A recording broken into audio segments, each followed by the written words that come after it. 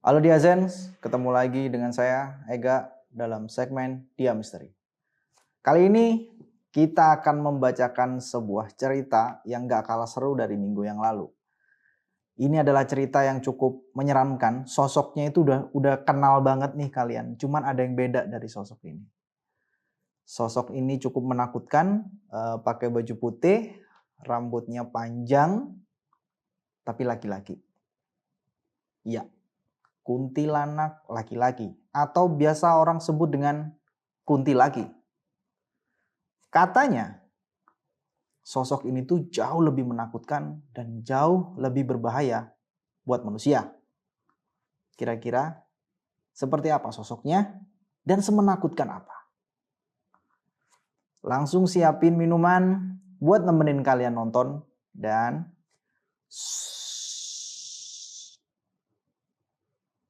dengerin baik-baik.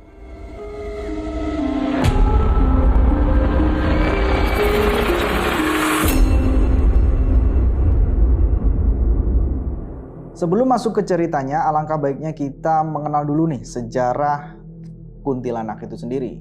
Awalnya kuntilanak berasal dari bahasa Melayu, tepatnya di Pontianak atau Pontianak, yang artinya adalah perempuan yang meninggal saat hamil atau perempuan yang meninggal saat melahirkan seorang anak.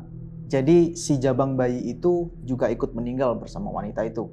Kuntilanak yang kita kenal identik dengan sosok yang berbaju putih, kemudian pakaiannya itu lusuh, rambutnya panjang, cenderung tidak terawat ya, agak gimbal-gimbal gitu. Dan yang bikin merinding lagi itu suaranya, suara tawa yang melengking seakan mengejek. Nah, gimana kalau ternyata ada kuntilanak tapi laki-laki? Biasanya orang-orang menyebutnya dengan kuntilaki atau kuntil bapak. Penampakannya sih hampir sama ya, kayak pakai baju putih lusuh, kemudian rambutnya panjang, gimbal, nggak terawat, habis itu matanya juga menyala, ada taring yang panjang, dan kuku-kukunya itu juga panjang gitu. Dan dia punya kebiasaan berjalan sambil kayang, kayak terbalik gitu, dan mukanya itu muter. Kalau dideskripsiin sih lebih mirip perawakannya tuh kayak rangde ya. Kalau di Bali tuh kayak rangde, atau orang awam biasanya menyebut dengan ngeleak atau leak gitu. Yang bikin tambah ngeri, si kuntilaki ini mengincar alat kelamin pria. Entah itu diremas atau dimakan atau dipakai lato-lato. Jadi asal usul kuntilaki ini adalah demit atau hantu jadi-jadian pria ya, laki-laki yang menganut ilmu hitam. Jadi kayak sesuatu yang dia pelajari ilmu hitam, akhirnya dia bisa menjadi kuntilaki. Entah gimana, karena sosok kuntilaki ini banyak versi dan tidak ada yang tahu jelas asal usulnya. Tapi dari rekapan yang tim Diadona bikin, mayoritas ngambil deskripsi yang mudah adalah semacam demit jadi-jadian pria yang lagi mencari ilmu dan ilmunya mengarah ke ilmu hitam. Agak lucu sih emang, ada sosok hantu ya atau setan gitu, tapi ngincernya alat kelamin gitu. Tapi mitos yang beredar emang kayak gitu. Dan kalau kalian para laki-laki yang ketemu sama kuntilaki, gak usah takut, karena ada cara untuk mengantisipasi biar itu kalian selamat dari incaran kuntilaki. Caranya adalah kalian harus melepaskan baju sama celana kalian dan kalian berdiri tanpa sehelai pakaian pun, tanpa sehelai benang pun. Dan nanti kuntilaki itu akan lari terbirit-birit, nggak jadi ngincer lato-lato kalian, tapi sambil tertawa. Pokoknya dia pergi aja, nggak jadi ngincer itunya kalian. Nah, ngomong-ngomong masalah teritori, biasanya kuntilaki ini berada di atas pohon bergelantungan seperti kuntilanak pada umumnya. Bedanya si kuntilaki ini bergantung di pohon sambil terbalik kayak kelelawar semacam itu. Nah, kalau kalian kira-kira nih ketemu sama kuntilaki di depan pasar malam-malam, mau nggak kalian lepas baju, lepas celana demi menghindari kuntilaki? Kalau saya mending kabur.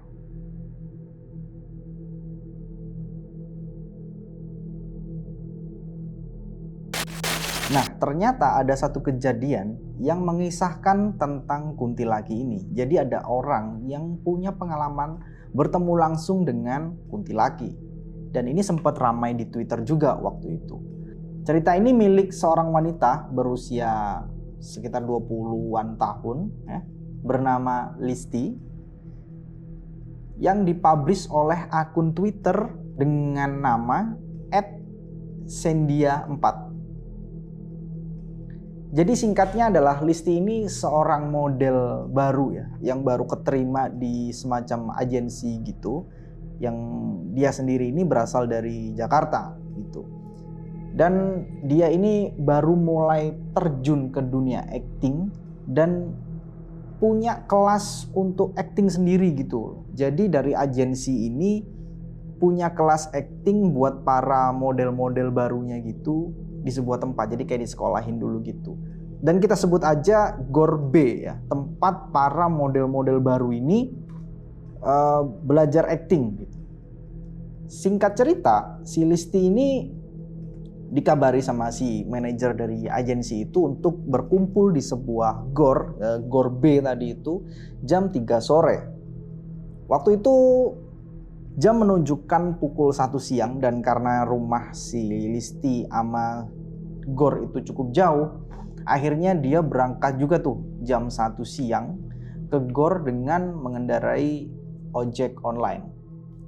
Singkat cerita, si Listi udah nyampe tuh di GOR tepat pukul 3 sore. Begitu sampai, dia langsung memberitahu bahwa dirinya udah nyampe di GOR ke manajernya.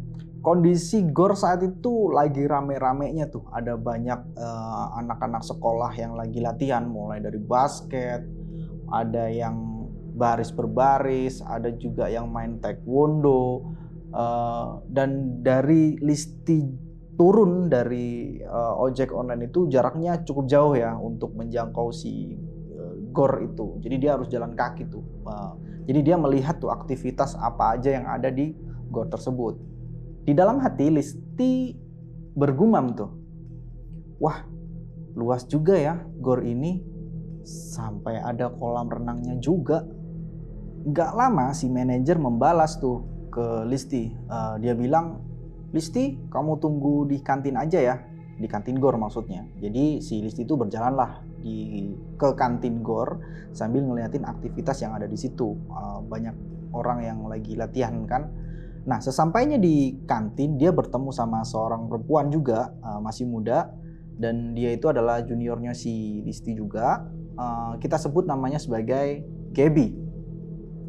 Nah, di situ mereka ngobrol-ngobrol deh tuh, panjang lebar, sampai akhirnya si manajer nyamperin mereka dan mengajak mereka untuk ke suatu tempat. Jadi mereka bertiga itu berjalan tuh, sambil bertemu dengan para anggota yang lain yang juga ikut kelas acting di GOR tersebut. Ada briefing kecil untuk para rombongan itu dari sang manajer. Kemudian sang manajer mengajak mereka lagi untuk masuk lebih dalam ke GOR tersebut. Di perjalanan itu mereka melewati sebuah kolam renang yang tadi sempat dilihat sama Listi, dan kemudian dia belok ke arah kiri, yang dimana itu di pojokan situ, di sudut belokan itu terlihat seperti hutan kecil ya, tanaman-tanaman yang tinggi gitu, tanaman liar, nggak tahu gimana ceritanya. Si tanaman-tanaman itu justru menutupi sinar matahari, sehingga sore itu yang masih jam 3 sore atau setengah 4 itu udah kayak kerasa gelap. Dan si Gaby udah notice tuh, dia bilang ke Listi, ini masih sore aja kok udah gelap ya. Ya si Listi cuman iya aja sambil dia memperhatikan tuh sekitar. Setelah itu mereka melewati hutan-hutan kecil itu dan mulai masuk ke gerbang mini ya. Ada kayak gerbang gitu. Kemudian mereka melewati lorong-lorong yang di kanan kirinya itu banyak banget ondel-ondel. Dan di belakang ondel-ondel itu kayak ada ruangan-ruangan kosong gitu banyak sekali. Dan itu gelap. Kayak nggak ada aktivitas di sana. Udah jarang kepake juga. Udah deh tuh. Mereka jalan, singkat cerita mereka sampai di ujung lorong dan mereka melihat sebuah pendopo yang ya bisa dibilang pendoponya cukup besar ya. Sang manajer meminta para rombongan itu untuk duduk dulu sementara di lorong yang tadi mereka lewati. Lorong itu agak gelap ya karena tidak terkena sinar matahari, jadi ya meskipun sore ya gelap aja gitu. Nah, si Listi melihat pemandangan di sekitar itu ya cukup menyeramkan karena pendopo itu kayak dikelilingi sama tanaman-tanaman yang banyak banget dan itu membuat suasana kayak ya kalau dibilang rimbun tapi ya aneh aja gitu. Pokoknya ketika Listi menunggu di lorong itu dia seakan kayak banyak dilihatin gitu, kayak diawasi oleh beberapa pasang mata. Tapi itu cuma perasaan Listi aja. Di tengah perasaannya yang merasa diawasi, Listi harus tetap bertahan di sana karena si manajer bilang bahwa rombongan mereka tuh harus menunggu dulu sampai orang-orang yang ada di pendopo itu selesai latihan. Jadi ketika mereka datang, ada rombongan lain yang sedang latihan juga di pendopo itu. Jadi serombongannya si Listi ini harus nunggu dulu rombongan ini selesai baru mereka bisa latihan di sana. Nggak lama tuh si manajer akhirnya nyamperin rombongan Listi sambil mengajak salah satu orang yang dari tadi tuh ada di pendopo gitu. Orang tua yang jalannya itu pelan banget sambil bawa tongkat. Jadi berdirinya tuh disangga sama tongkat gitu. Itu sekitar jam 4 sore dan mereka langsung diajak untuk latihan, masuk ke pendopo dan langsung latihan. Ketika rombongan Listi masuk ke dalam pendopo, rombongan yang sebelumnya itu udah balik tuh, udah pulang. Nah, tinggal menyisakan 7 orang aja, termasuk si rombongan Listi. Dan di sana start latihan itu jam 4 sore dan baru selesai saat azan maghrib. Jadi nggak kerasa mereka latihan itu udah sekitar 2 jam dan berhenti ketika azan maghrib. Beberapa teman dari Listi ada yang istirahat, ada yang sholat. Cuman saat itu Listi sedang berhalangan atau sedang haid, jadi dia nggak sholat. Apesnya lagi, dia itu lupa bawa air minum. Akhirnya dia memutuskan untuk beli aja di kantin yang tadi. Ingat nggak? Waktu dia datang pertama kali ke gor tersebut, ditanyalah tuh sama si manajer, "Lu berani, Lis?" "Yaelah berani lah, udah gede. Lagi yang lain juga pada sholat. Aku lagi halangan, lagi gak sholat." Nah, Listi pun berangkat tuh menyusuri lorong-lorong gelap yang tadi ada ondel-ondel dan ruangan-ruangan gelap yang gak kepake. Dia menyusuri deh tuh sampai akhirnya melewati hutan kecil, terus belok ke arah kolam renang sampai di kantin. Setelah membeli minuman, dia balik tuh menuju pendopo. Nah, di tengah jalan dia itu mendengar kayak bunyi kresek-kresek gitu. Gak lama ditoleh tuh. Yang ada di belakangnya ternyata gak ada apa-apa. Dia lanjut jalan sambil berdoa sebisanya. Dia mulai merasa ini ada yang gak beres nih. Gak lama dia mendengar sesuatu. Ada suara ayam yang mengikuti dia dari belakang. Awalnya dia kaget, tapi begitu dia mendengar suara anak ayam itu, dia agak sedikit lega gitu. Alah, anak ayam sialan, ngagetin gua aja. Dia menggerutu dengan kasar tuh. Akhirnya si Listi melanjutkan perjalanan menuju pendopo. Tapi Saat dia mau melangkah melanjutkan, setelah dia sempat berhenti dengar suara ayam tadi, dari belakang terdengar lagi tuh suara anak ayam. Kali ini dibarengi dengan suara kresek-kresek yang kayak ada derap langkah di atas dedaunan kering. Nggak pikir panjang, karena sudah punya firasat yang nggak enak sebelumnya, si Listi pun agak berlari, kayak jalan cepat gitu, menghindari sumber suara. Dan dia nggak berani menoleh ke belakang. Makin dia berlari, suara itu semakin mengejar dia. Sampai-sampai dari kejauhan dia melihat Gaby. Nggak pikir panjang, dia langsung teriak tuh, "Dek, dek, dek." Nah si Gaby yang kaget langsung noleh tuh ke arah si Listi. "Kenapa kak? Tungguin gue di situ, jangan kemana-mana." Sambil si Listi ini jalan dengan cepat. Ketika si Listi sudah mulai mendekat ke arah Gaby, ini dari sudut pandang Gaby ya. Gaby ini melihat sesuatu yang berada di belakang Listi mengikuti Listi. Ekspresi Gaby itu udah kaget banget. Seperti melihat sesuatu yang menyeramkan. Tapi Gaby menahan. Si Listi itu ngeh sebenarnya apa yang ditunjukin sama Gaby lewat ekspresi mukanya. Tapi Gaby langsung menenangkan si Listi. "Udah, jangan nengok ke belakang," katanya. Pas Listi udah deket ya sama si Gaby, udah nyampe gitu. "Jangan nengok ke belakang." Sambil di belakang pundaknya si Listi itu kayak dielus gini sama si Gaby. "Udah, jangan noleh ke belakang." Si Listi penasaran, apa sih yang dilihat sama Gaby? Tapi penasaran itu langsung ditepis ya, karena si Gaby buru-buru langsung kayak, "Ayo udah ditunggu yang lain nih di pendopo. Makanya kalau kemana-mana lain kali ajak-ajak, jangan sendiri." Intinya kayak gitu. Tapi karena si Listi ini orangnya penasaran banget, dia ngeyel, sifatnya itu emang ngeyel banget gitu. Dia tuh nggak ngehirauin larangan dari si Gaby dan dia tetap noleh ke belakang. Dan kalian tahu apa yang dilihat?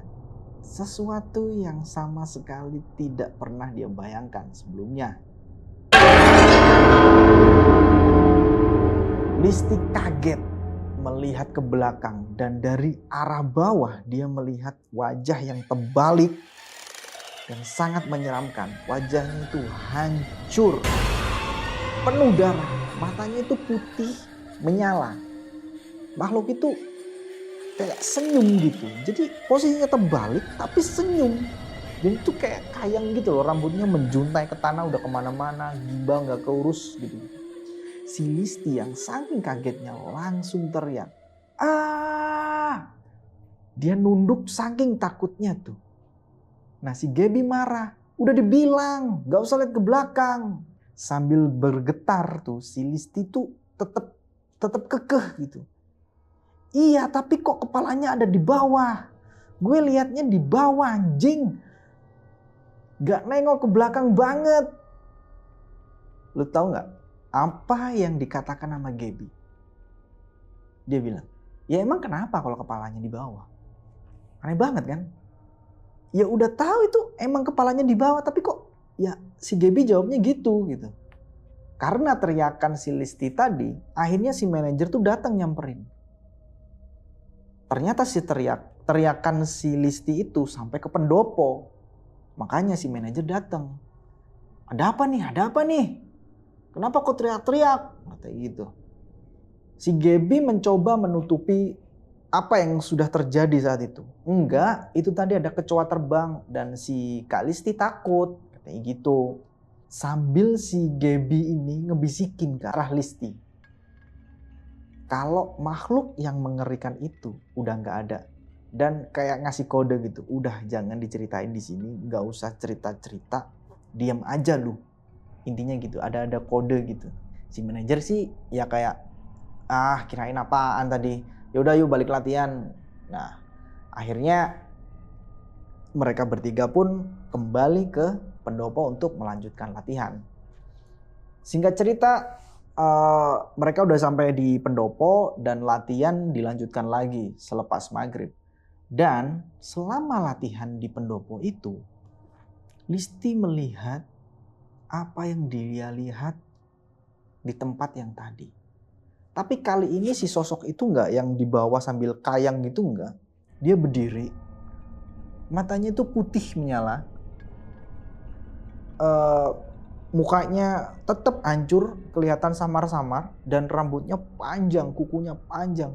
Ada taring-taring yang cukup terlihat ya waktu si Listi melihat. Ya meskipun agak jauh, tapi itu terlihat jelas. Dan Listi yang awalnya udah lemes, makin lemes saat itu. Sosok itu berdiri di antara gerbang atau di pintu yang mau masuk ke pendopo. Tepat di antara lorong-lorong yang tadi si Listi nungguin rombongan pertama selesai latihan. Nah, sosok itu di situ tuh.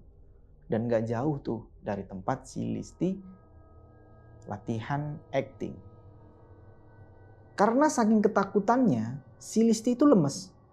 Sampai-sampai si bapak pelatihnya itu yang udah tua tuh notice sama keadaan si Listi. Kamu capek ya, Nak? Ya udah, sampai sini dulu aja ya latihannya, kita akhiri. Ini udah jam 9 malam. Dan ketika melihat jam, bener aja, udah jam 9 malam. Dan itu mereka udah latihan kurang lebih ya 3 jam setelah break sholat maghrib.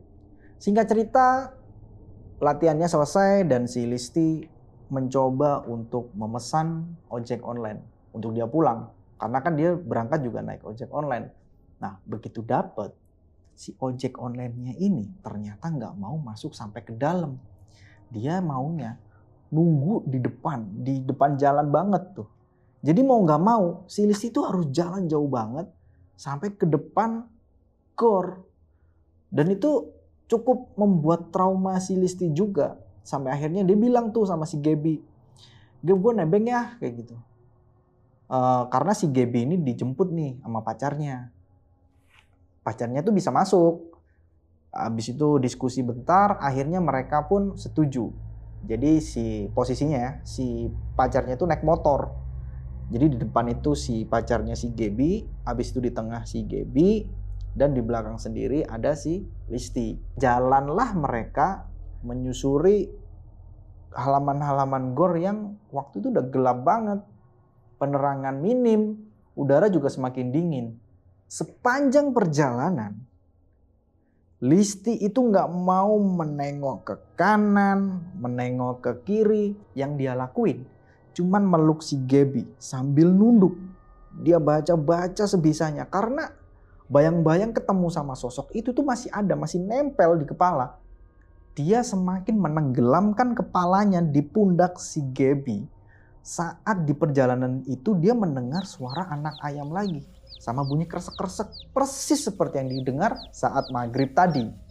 Motor berjalan, suara anak ayam sama kresek-kresek itu ngikutin mereka. Si Gaby juga mendengarnya. Si Gaby cuma bilang, "Udah merem aja, sampai depan nanti pokoknya kau merem. Baca doa sebisanya," kata Gaby. Si Listi cuman iya-iya aja. "Iya dek. Udah jangan nengok kemana-mana, merem, jangan ngeyel," kata Gaby negesin tuh. Karena terakhir dia ngelarang si Listi untuk jangan nengok, si Listi tetap nengok. Dan kali ini Gaby gak mau ngambil resiko, dia mau negesin si Listi biar gak nengok-nengok. Karena takutnya kalau dia nengok, dia ngelihat sesuatu yang seharusnya dia gak lihat. Motor udah deket di gerbangnya gor. Tiba-tiba suara anak ayam itu hilang. Dan singkat cerita si Listi turun dari motor, dia naik ojek online dan dia pulang. Gak lupa si Listi ngucapin terima kasih tuh sama si Gaby sama si pacarnya. "Makasih ya udah nebengin." "Ya sama-sama, yang penting nanti nyampe rumah langsung mandi ya," kata gitu. Si Gaby berpesan seperti itu ke Listi. Singkat cerita si Listi udah naik di ojolnya dan berjalan pulang. Nah, selama di perjalanan, Listi itu nunduk aja. Dia tuh nggak berani melihat kemana-mana, nengok ke jalanan kanan kiri udah nggak. Karena yang dilihat di bayangannya itu wajah hancur, yang pokoknya yang nyeremin itu masih kebayang gitu. Di depan matanya itu masih ada gitu seakan-akan. Terlebih lagi senyum yang ditunjukkan sama sosok itu benar-benar mengerikan. Belum lagi dia berjalan ke arah Listi itu dengan gerakan yang cepat. Itu yang paling membuat Listi trauma. Bayangin, ada sosok yang menakutkan datang ke kalian dengan gerakan yang cepat. Udah bentuknya serem, jalannya serem, ketawanya serem. Di tengah ketakutannya, di dalam perjalanan itu, si Listi dikagetin tuh sama driver ojolnya. Neng, ini lewat mana lagi ya? Soalnya ini di portal. Pas dia buka mata ya, udah sadar. Lah, ternyata dia udah nyampe di dekat rumahnya. Cuman emang di jalanan itu tuh emang udah di portal kalau udah malam. Dan si Listi pun jawab, ya kalau ini udah ditutup, udah gak ada jalan lagi bang. Saya turun di sini aja lah, kata Listi gitu. Akhirnya dia bayar ojeknya, habis itu dia turun. Dan dia harus melanjutkan perjalanannya ke rumah dengan jalan kaki. Dan di sini Listi menjumpai kesialannya lagi. Dia tuh sempat mengumpat di situ. Ada sial banget. Ini karena jalan menuju rumahnya si Listi itu masih lurus lagi tuh dari jalan yang di portal itu masih lurus. Kemudian ada pertigaan. Si Listi itu harus belok ke kanan sampai dia menemukan rumahnya ada di ujung, di paling ujung. Nah dia tuh harus berjalan. Ketika dia berjalan, dia tuh kayak mendengar suara-suara gerakan gitu. Gerakan seperti jerep, jerep, jerep. Kayak sesuatu yang menghantam tanah beberapa kali. Tapi hantamannya berpindah-pindah. Jadi jerep, jerep, pindah, jerep. Kayak orang lompat. Di tengah kekagetannya itu, dia sudah mulai pikirannya macam-macam tuh. Dia nengok tuh ke sumber suara yang mana itu ada di sebelah kirinya dia. Dan sebelah kirinya dia itu kayak kebun aja, kebun kosong gitu. Dan ketika dia nengok, gak ada apa-apa. Pikirannya udah kacau tuh. Akhirnya dia coba celingak-celinguk tuh. Itu suara apa? Tapi kemudian dia menoleh ke arah gang kecil yang ada di seberang kebun kosong tadi. Yang mana itu berada di sebelah kanan. Di antara rumah-rumah warga itu ada gang kecil.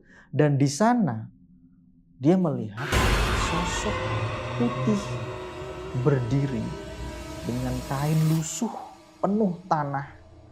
Kepalanya terikat, mukanya hancur dan ngeluarin bau yang gak enak banget. Di situ dia cuman bisa teriak, "Pocong, tolong!" Listi teriak sambil lari. Dia itu membatin, "Astagfirullah, apaan lagi ini, sial." Dia tetap terus berlari sambil di tengah larinya itu dia mendengar suara anak ayam lagi. Ini anak ayam dari mana? Dari sejak di gor ngikut, tapi ayamnya nggak ada. Tapi dia tetap dengar tuh suara anak ayam itu ngikutin si Listi. Dari jauh sampai akhirnya si anak ayam itu terdengar kayak mendekat gitu. Di tengah lari dan ketakutannya si Listi, ingat kan? Dia kalau mau menuju ke rumahnya harus menjumpai sebuah pertigaan dan dia harus belok ke kanan. Dan di pertigaan itu ada tanah kosong. Dan dari kejauhan itu dia melihat sesosok yang gak asing gitu bagi si Listi. Dia pakai kain putih, rambutnya gimbal, mukanya hancur, matanya putih menyala, berdiri mematung. Ya benar, itu adalah sosok yang dia jumpai di gor tadi sore. Makin ketakutan lah si Listi di situ. Tahu nggak yang lebih nyeremin? Semakin dia ketakutan, sosok itu tersenyum ke arah Listi. Taringnya keluar dan si Listi itu kayak yang mematung gitu loh. Kayak itu sosok yang tadi ada di gor bukan ya? Dia sempat mastiin tuh. Kalau saya udah lari ngapain mastiin juga. Tiba-tiba si makhluk itu tuh berjalan ke depan ke arah si Listi. Yang semula kepalanya ada di atas tuh, berjalan begini tuh. Langsung terbalik, dia langsung posisi kayang, kepalanya muter di bawah itu. Dan dia merangkak dengan cepat ke arah si Listi. Bayangin. Listi cuman bisa mematung, gak bisa teriak, gak bisa apa-apa. Cuman bisa diem di tengah ketakutannya itu dan tiba-tiba gelap. Keesokan harinya, Listi sudah mendapati dirinya itu berada di kamarnya sendiri tuh. Di sampingnya sudah ada ibunya di sebelah kiri dan dia langsung begitu terbangun meluk ibunya sambil menangis. Listi juga menceritakan tuh akhirnya apa yang dia alami ketika di gor, terus apa yang dia alami ketika turun dari ojek online dan harus berjalan malam-malam dari portal sampai dia jatuh pingsan malam tadi. Ketika si Listi menceritakan pengalamannya tadi, tiba-tiba si nenek itu datang tuh nyamperin di kamarnya si Listi. Dan si nenek udah langsung tahu tuh apa yang mengejar si Listi atau sosok siapa nih yang lagi menghantui si Listi. Dan si nenek bilang, tumben dia ngejar perempuan, biasanya cuma ngejar laki-laki, kata si nenek Listi. Terus si ibunya Listi juga langsung paham tuh. Ibunya tuh kayak nimpalin gitu. Iya bu, saya juga heran kenapa ngejar perempuan ya. Dan karena penasaran. Ini emang si Listi ini orangnya penasaran banget nih ceritanya nih. Dia tuh sampai nanya, itu apa sih? Itu apa? Itu siapa gitu. Dan akhirnya dijawab tuh sama si nenek dan ibunya. Itu kuntilanak laki-laki.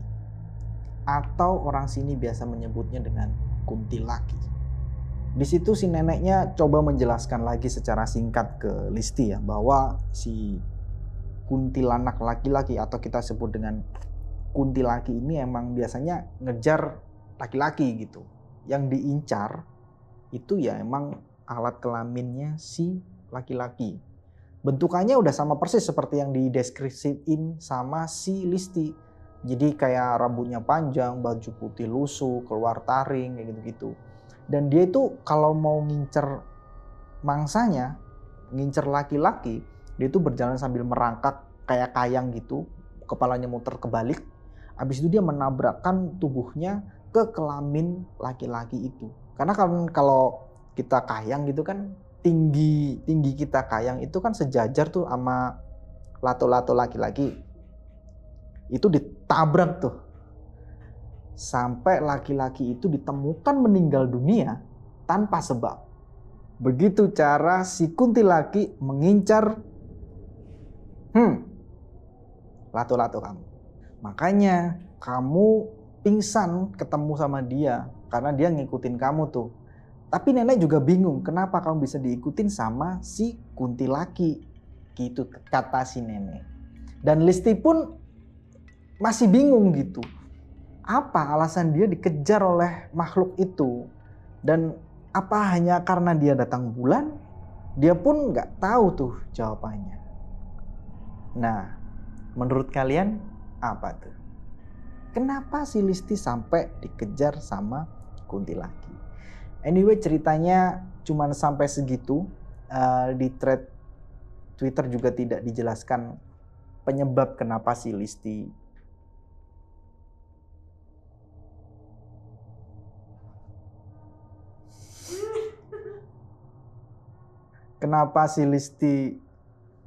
dikejar sama kuntilaki. Kalau menurut kalian, apakah ada kemungkinan si Listi ini jangan-jangan laki-laki? Nggak ada yang tahu. Oke, sampai situ aja cerita kali ini. Gimana? Cukup serem kan? Kalau saya sih nggak mau ya ketemu sama yang namanya kuntilaki, karena ya ini aset satu-satunya yang bisa saya banggakan gitu sampai saya mati gitu. Jangan sampai itu diambil. Udah diambil saya mati lagi. Jangan sampai deh ketemu sama kuntilaki. Tadi sudah sempat dibahas kalau ketemu sama kuntilaki kalian harus telanjang, udah. Copot baju, copot celana, apapun tanpa sehelai benang. Dan si kuntilaki akan pergi. Benar atau enggak ya nggak tahu lah. Yang jelas ceritanya sampai di sini.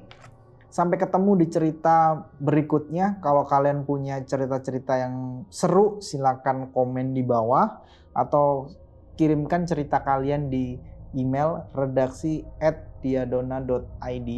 Kita akan sortir dan kita akan bawakan cerita kalian